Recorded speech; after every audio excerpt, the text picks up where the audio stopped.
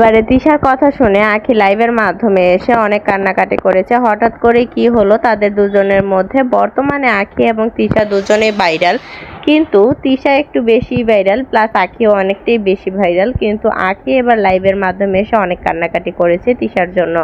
তিশা এমন কি বলেছে যে আখি এত কান্নাকাটি করলো, সবটাই আজকে আপনাদেরকে বিস্তারিত জানাবো। তো চলুন ভিডিওটি শুরু করা যাক।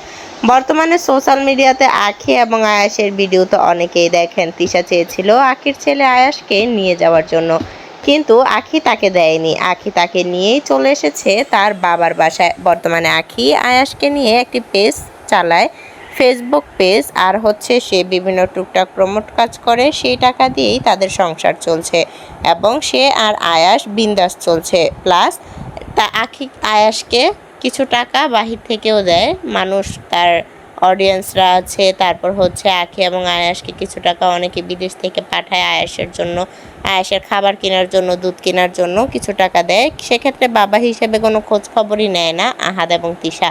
তবে একের পর এক ফেসবুক পোস্টের মাধ্যমে ভালোবাসা প্রকাশ করে তিশা। তবে আখি এবার লাইভের মাধ্যমে এসে জানিয়েছে তিশা যেন তার ছেলেকে নিয়ে কোনো ধরনের কথা না বলে, কারণ তিশার জন্যই নাকি তাদের সংসারটা নষ্ট হয়ে গেছে। বর্তমানে তিশা এবং আহাদ অনেক বেশি হ্যাপি আছে, কিন্তু আখি জানিয়েছে যে আহাদ যখনই আখির কাছে আসতো তখনই তিশার মাথা গরম হয়ে যেত, প্লাস তিশা অনেক চিল্লাচিল্লি করতো। তিশা আহাদকে আখির কাছে আসতে দিত না, যার কারণে তাদের দুজনের মধ্যে ভালোবাসা তৈরি হয়নি।